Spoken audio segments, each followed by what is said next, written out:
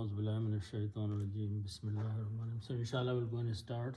We will be doing ayat number 42 to 44 of Surah AlFurqan today. We'll do a simple translation first. The ayat number 42, it seems the background of this ayat, before I explain the meanings, is such that at some point there was a discussion or argument between the kuffar and Prophet ﷺ. And the discussion was about, are there multiple deities or gods that these kuffar are worshipping? And then it seems that at some point they were losing the argument, the kuffar. So what they did, they quit the argument and they left. After leaving, they talked to each other among themselves. So Allah subhanahu wa ta'ala is quoting here in this ayat a statement of what these kuffar said. So keeping that background in mind, the ayat means, Bismillahir-Rahmanir-Rahim, in kada la yudilluna an alihatina.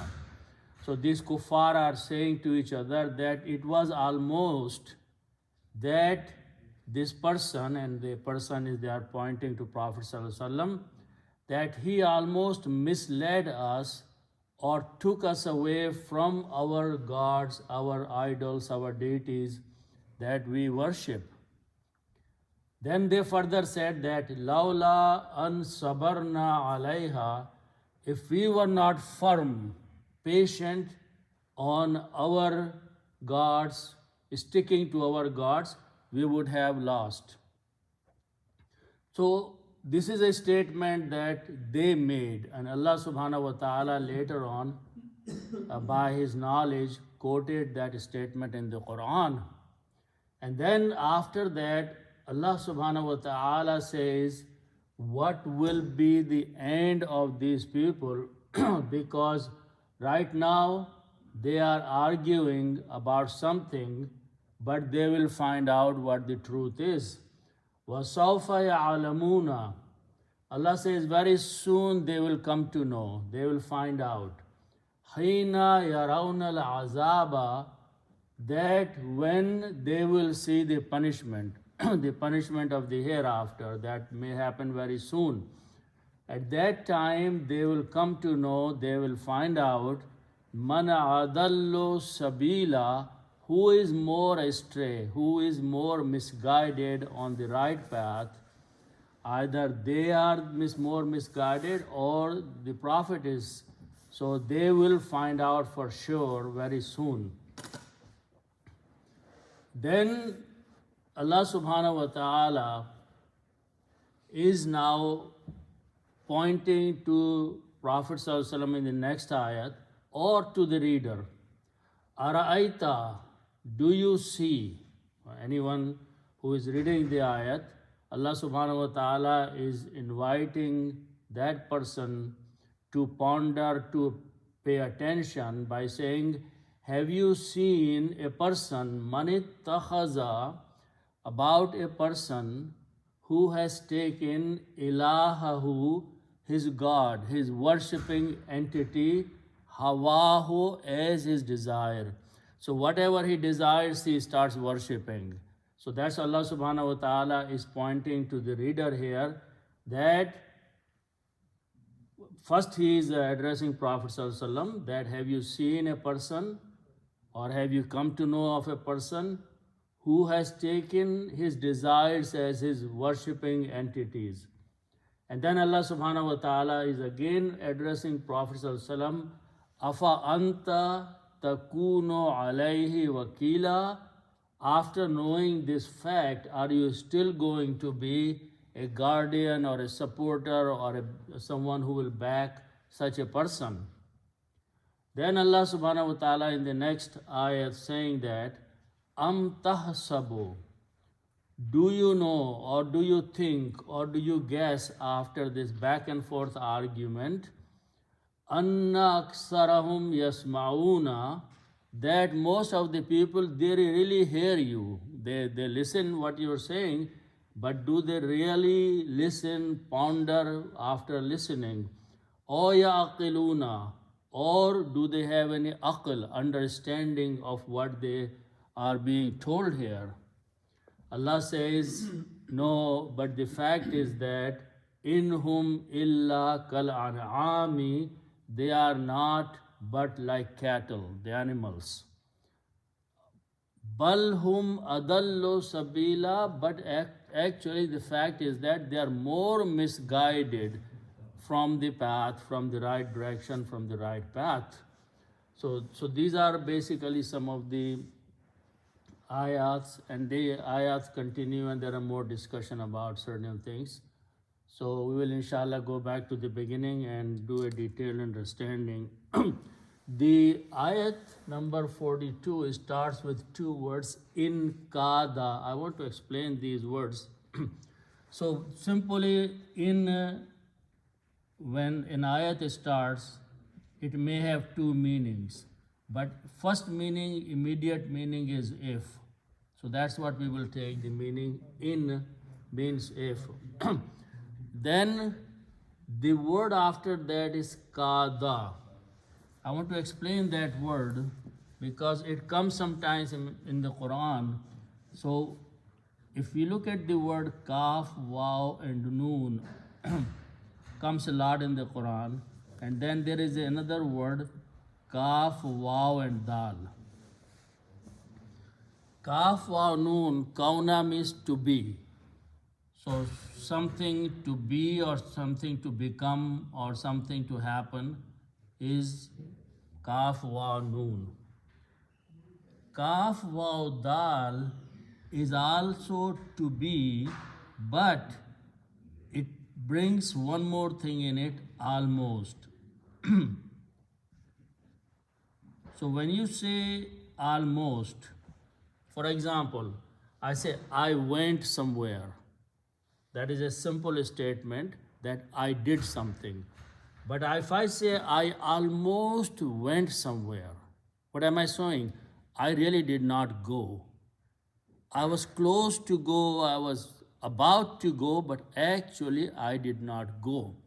So when that concept has to be brought, then Allah subhanahu wa ta'ala, instead of using kauna, He is using the word kauda, kaf, waw, dal. Okay? But remember one thing, in the case of kauda, it doesn't happen. It almost happened, it was close to happening, but it really did not happen. But in the case of kauna, something happened. So if I put three fathas on each of them, it becomes third person past tense. Okay? So kauna, third person past tense of to be will be he or it was. Okay? But here it will be he or it was almost, which means somebody almost did something. So concept is almost is there. Okay?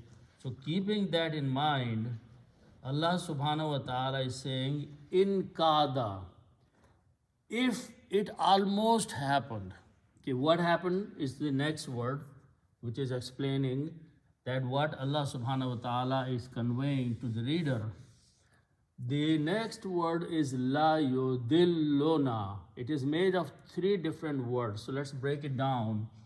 This first lam with the letter, with the fatha on it, is called lam-e-tawqeed. Lam-e-tawqeed means emphasizing, putting certainty in the statement. Tawqeed means that. Now, so that meaning is, in English you can say surely. Something which is being said with the lam in the beginning, which means what is being said is a definite statement, is a sure statement. Then the last two letters, noon, na means we or us. Okay, so that's separate. The middle part is left is yo, dillo. So if you read all of them together. It is La yudilluna. That's what is in the Quran. So let's understand the middle part of that. The root letters, and these are commonly known words that we read all the time. For example, Dallin in Surah Al-Fatiha, to go astray. So Dalala means to go astray. Someone has gone in the wrong direction, in the wrong path. That is Dalala, 3 letters, and they belong to the group of word we call Bab Fa'ala. Okay. We add 1 alif and make a 4-letter word, and it is adlala. So difference in the meaning of dalala and adlala is that always when we go to the bigger words, it's the activity of 2 persons, 2 parties. So dalala means someone has gone wrong, astray, misleading. But adlala, which means someone is misleading somebody else. So 2 people's activity, 1 person is trying to mislead, the other person is being misled. So for that word, we will use the word adlala, gumrah karna, adlala. So we are going to use this word adlala. Okay. Now, if I put a ya in the beginning, it becomes the grammar of 3rd person. So yud, li, lo, and when you pronounce 2 lams together, so first format will be yud, li, lo. Ya is bringing the concept of 3rd person and present tense. So yud, li, lo means he misleads. He is misleading somebody else. So whoever that he is trying to send somebody on the wrong direction, misleading. 2 lams together can be written with a shadda, so that will become yudillo. So yudillo means he is misleading, or he is sending someone in the wrong direction. Okay, so that is the meaning of yudillo. So if we combine all these 3, na means us. So here, to be very specific, this na is pointing to the kuffar. That's what they are making this statement. Ya, 3rd person, he is pointing to the Rasul. Okay. So what they are saying, that definitely, if we just translate this much, definitely the Rasul is misleading the kuffar. They are saying just 3 letters, 3 words here. La yudilluna means he, 3rd person, and here is pointing to the Prophet. And kuffar are talking, so us are kuffar. So what they are saying, he is misleading us. Now, combined with the word in kada. Kada is bringing the concept of almost. So when you combine all these 3 words together, the meaning will be he almost misled us, or he is almost misleading us, which means in our argument, he was about to win. He was going to deviate us from worshipping our false deities and gods, and he was winning the argument. So that's what they are saying. In kada la yudilluna, he, the Prophet, almost, now they are calling leaving their false deity as going astray. Actually, they are already have gone astray. They are worshipping the false gods. But now they are saying that if we leave our false gods, then we will be misled. So that is what they are saying, that this man, almost did that in his argument. Did what? He misled us an alihatina, from our gods. So that is adding more in the sentence. An here will be translated as from. Okay? An has multiple meanings, against or from, but here it will be from. The next word starts with alif, lam, and ha, root letters. And the noun we make is we put a kasra, e, and lam with a short alif, and ha with two dhammas. So the word is ilahun. When we stop, we say ilah. But ilahun means a god.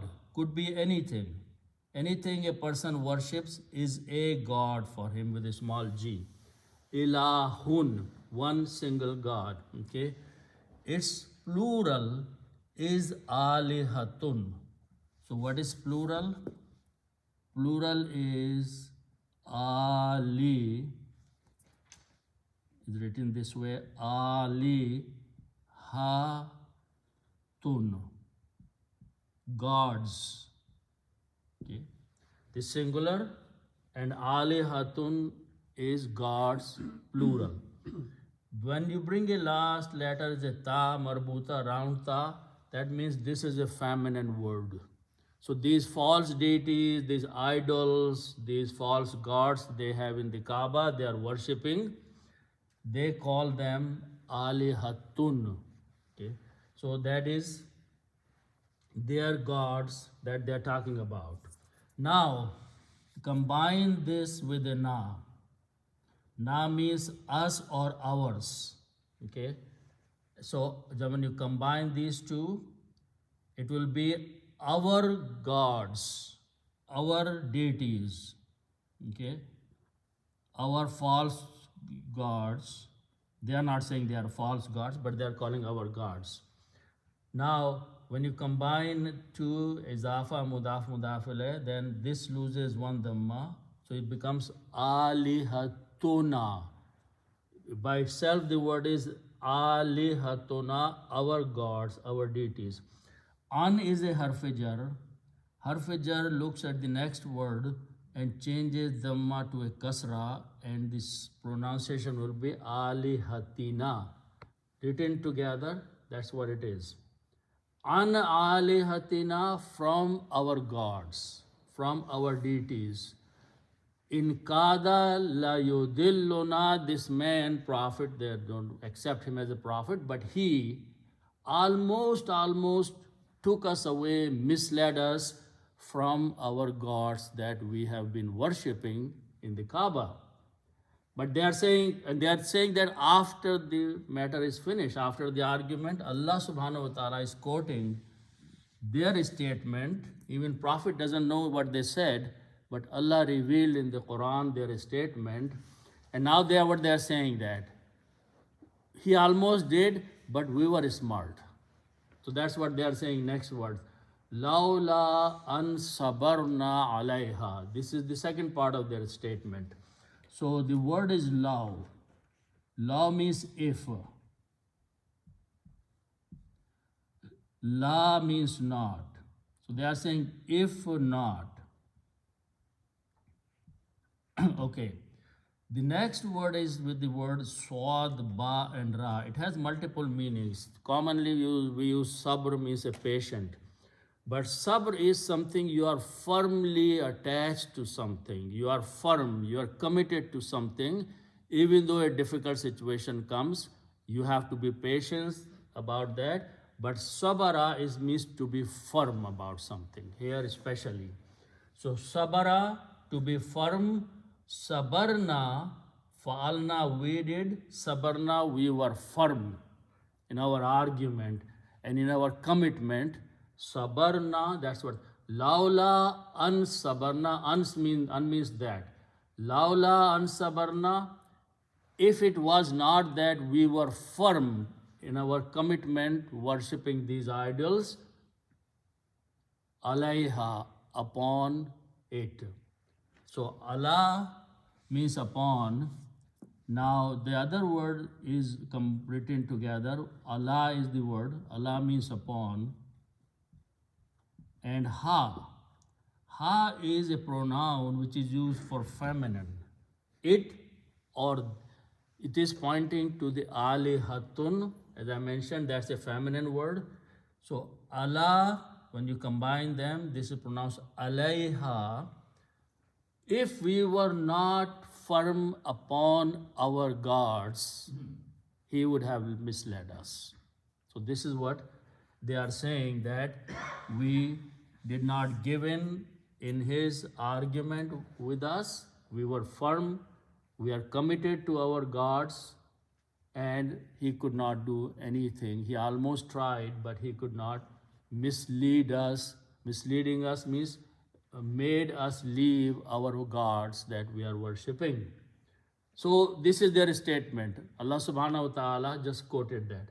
Now the next part of the statement of this ayat is a word of Allah subhanahu wa ta'ala. Okay? So it's very important to distinguish, and that's the reason the script writers have invented these little letters here. Like in this case, it's small jim. What jim is telling you that this statement is complete, it is finished, it is by one party. Do not mix this with the other statement, because here God himself is speaking here. He is making a statement. What is the Allah's statement? وَسَوْفَ يَعْلَمُونَ. So let's understand that. Ain Lam Mim means to know, or to come to know, or to gain knowledge, common word.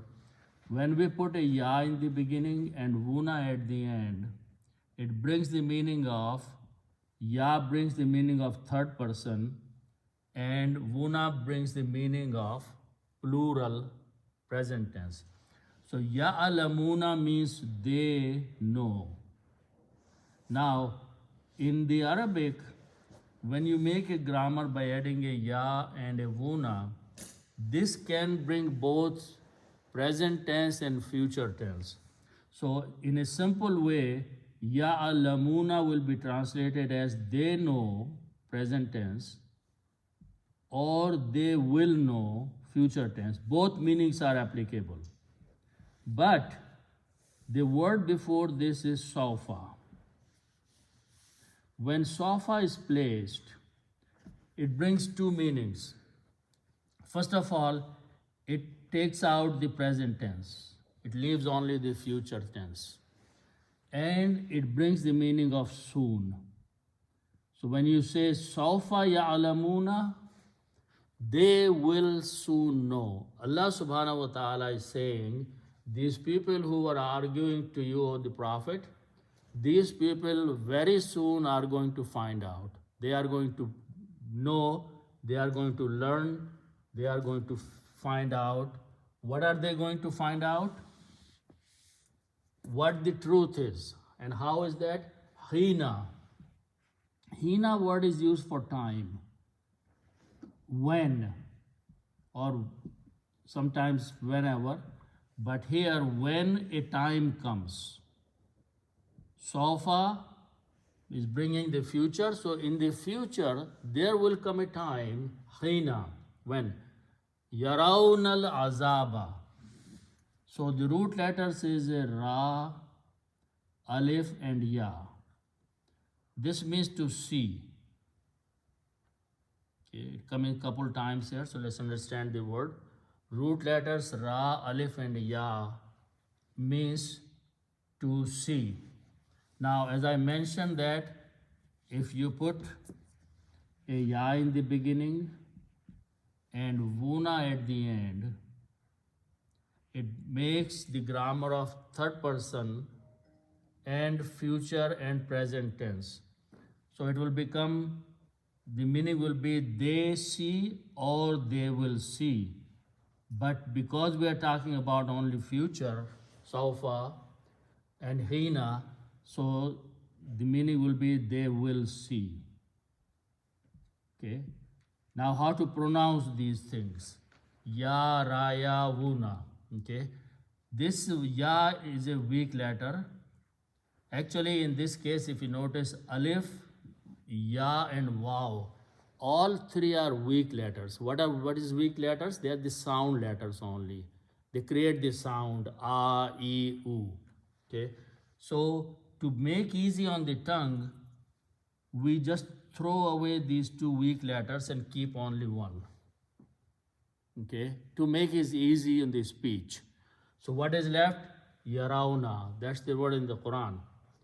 Hina yarawna, when they will see. Saufa, soon time will come, they will know, they will find out what the truth is. When, and when will they find out? When they will see.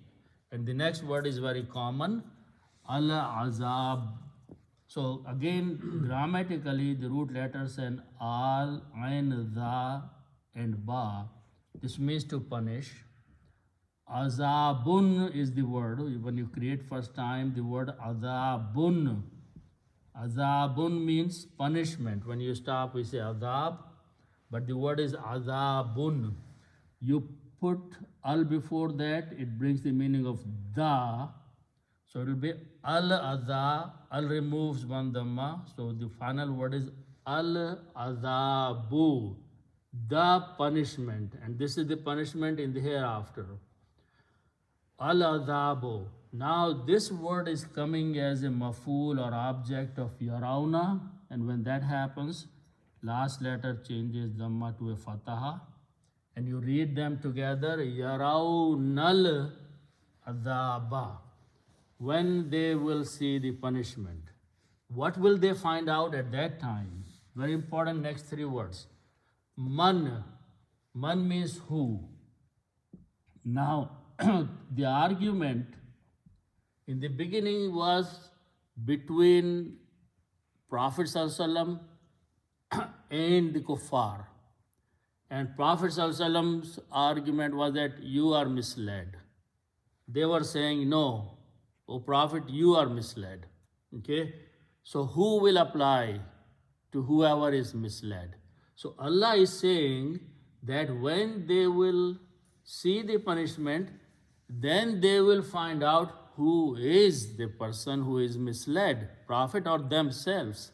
So man is applying to that they will find out who the in fact misled person is. The word Dad, lam again means to go astray, to be misled. Okay, but in the Arabic, if you have these three letters pointed out a couple times, hasana, to be good. If you want to make a superlative degree, that is the rule. You put an alif in the beginning and pronounce ahasanu.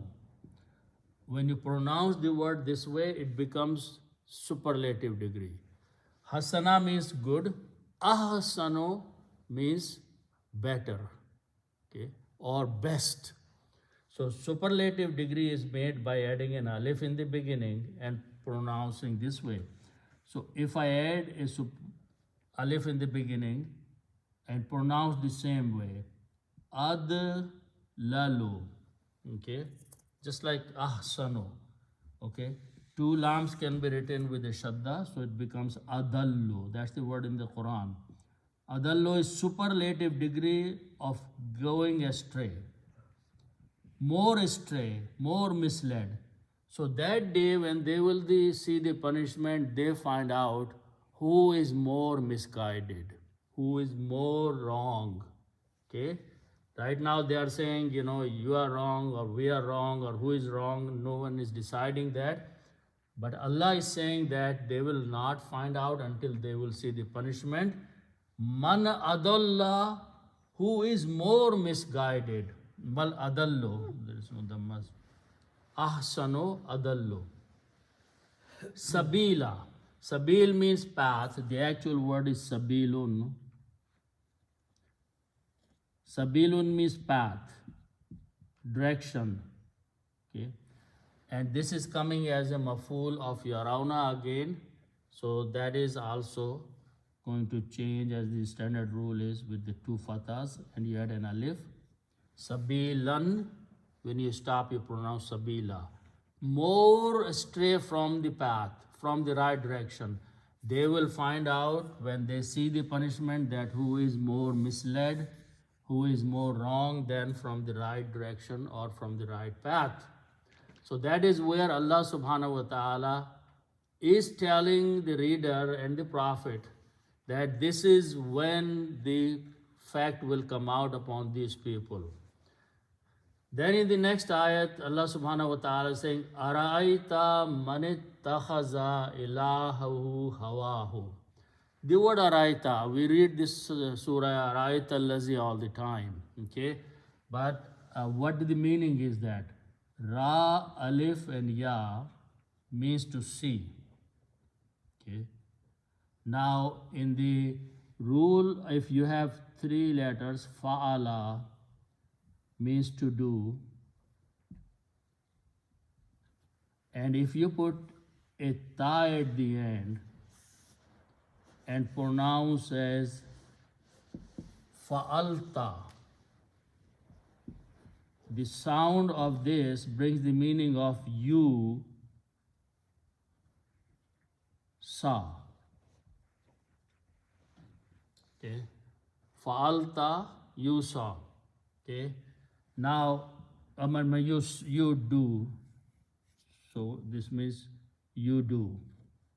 Now when we want to make a question mark, we put this alif in the beginning with the hamza, and this is called harf-e-istifham, which means it brings the question in the statement. So afa'alta means did you do it? Fa'alta means you did or you do, but afa'alta, did you do? So we are going to do the same thing on this one. So you put alif in the beginning. This will bring the question mark. You take these three letters and put a ta at the end. Okay. So this alif is written as a hamza here, because this is actually hamza also. So it is ara'aita. Ara'aita allazi we read all the time. Ara'aita means did you see? Have you seen? Have you come to know? Many meanings you can write down. So here, who is you? First, Allah subhanahu wa ta'ala is addressing Prophet sallallahu alaihi wasallam. Did you see or have you come to know? And then whoever is reading the Quran, Allah is telling him, Man ittakhaza, man again who, and this ittakhaza has come many times. Ittakhaza means to take something, to adopt something. So in the previous ayat, this word again comes. Man ittakhaza, he who has taken, who has chosen, who has adopted. So Allah is saying, have you seen a person who has taken? What he has taken? Ilahahu hawahu. So this word we'll just learn that ilahun is the word. Ilahun means God, and who means he or his. So when you combine these two, one dhamma will go and the meaning will be his God, with a small g, or his deity for worship. Have you seen the person, Allah saying, Araita, manittakhaza, someone who has taken his God, his deity to worship. What is that deity that he has taken to worship? Is hawahu. Ha, va and ya. Hawaun means desire. Hawaun is the word, means wish or desire. Okay, and then you combine with the who, so it is written this way, hawahu. Hawahu means his desire. So whatever comes to his mind, he desires that he should worship this idol today, tomorrow he should worship that idol. Whatever he desires, his worldly wishes, his business, his trade has become his God. He just worships that thing. So hawa is the desire of a person, wish of a person. So whatever he desires, he starts worshipping, committing himself. So Allah is saying, have you seen a person whose life is that, whatever his desire is that, he is committed, worshipping that desire.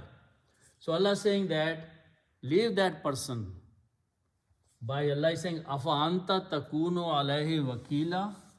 So the word is, first again, the a is a question mark. Fa means then or so. and anta is a pronoun, means you. And in this case, first it is pointing to the Prophet. So afa anta, is it you? Is it then you? Okay. Takuno, kauna means to be.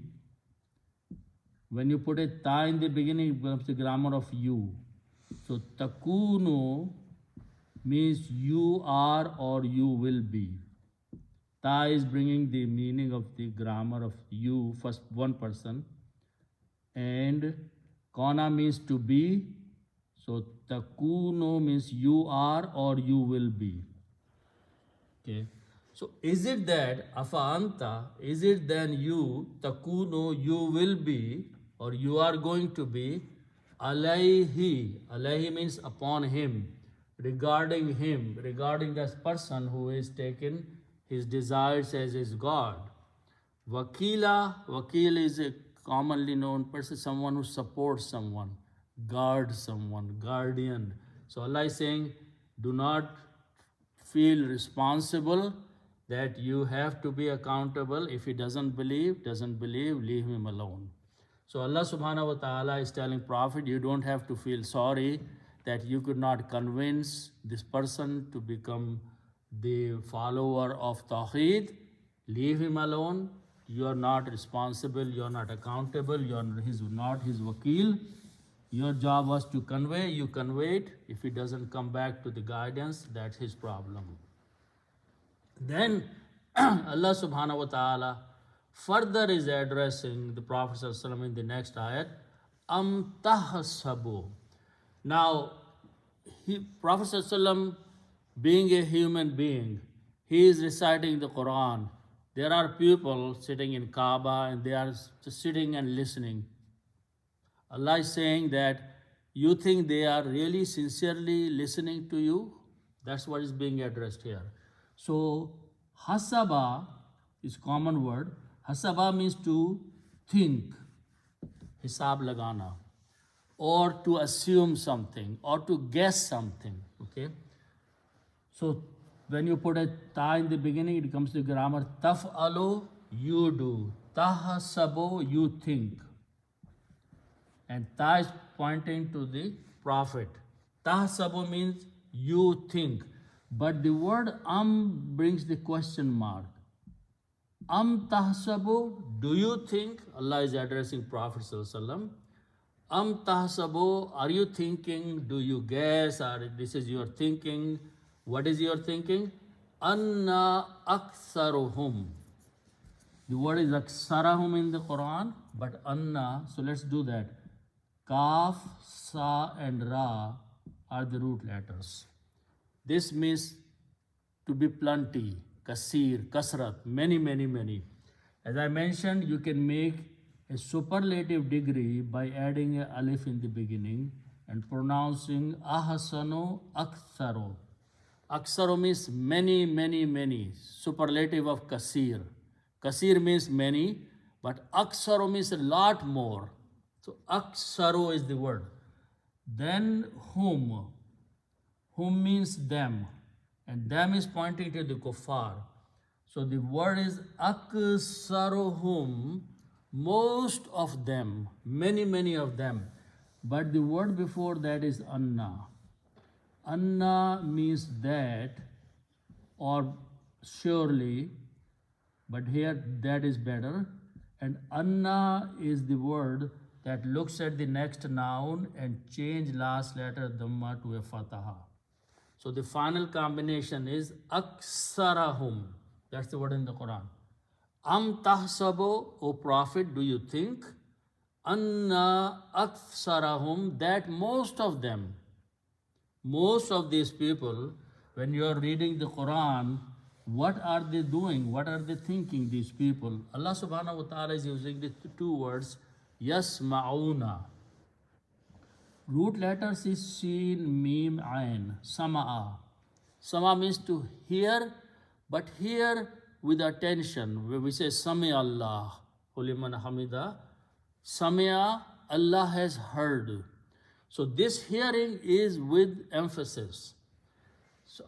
So Allah saying, Ya in the beginning and vuna at the end, the repeat of the grammar makes the meaning of third person plural.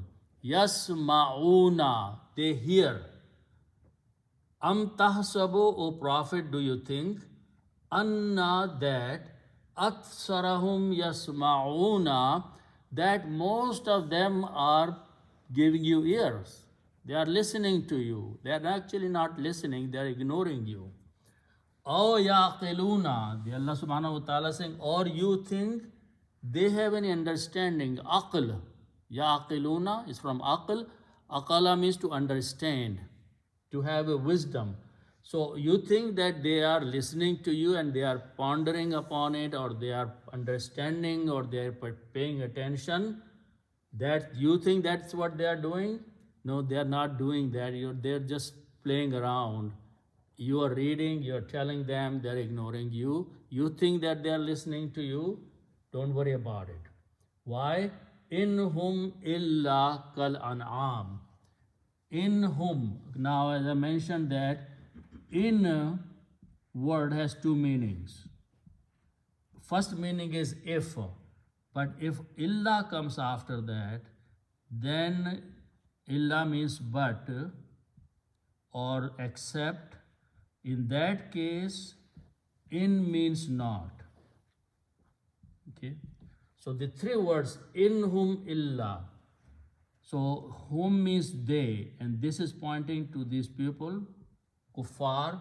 In front of them, Prophet is reciting the Quran. Whom, in whom illa, they are not but.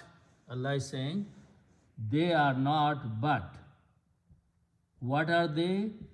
Kal an'ami. So let's look at that word. Root letters are noon, ain, and mim. Na'amun is the noun, and the plural is an'amun. An'amun means cattle. One of the meaning is cattle, domesticated cattle.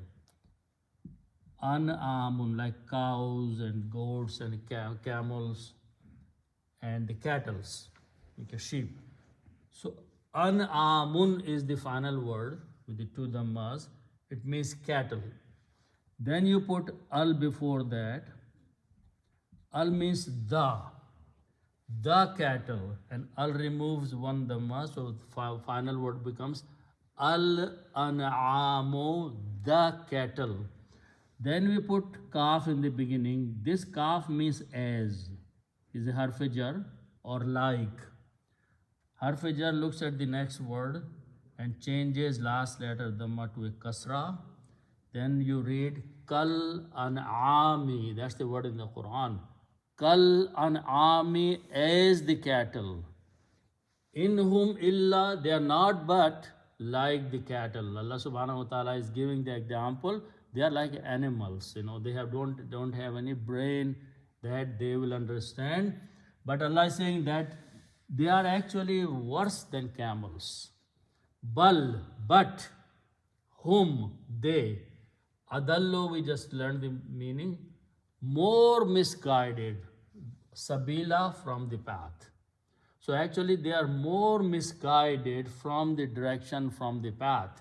So they are worse than animals in the example of Allah subhanahu wa ta'ala. So Allah subhanahu wa ta'ala is telling the Prophet, don't worry about them. You conveyed your message. They don't want to listen. They don't want to turn back.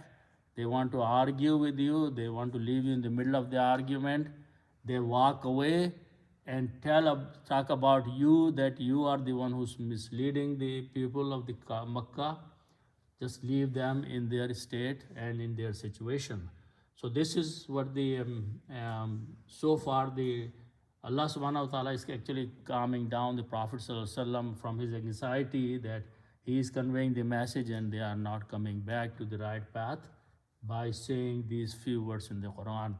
So may Allah subhanahu wa ta'ala give us tawfiq to understand the Quran and act upon it and truly follow what's being said. Sadaqallahu al-Azim. So inshallah we'll stop here.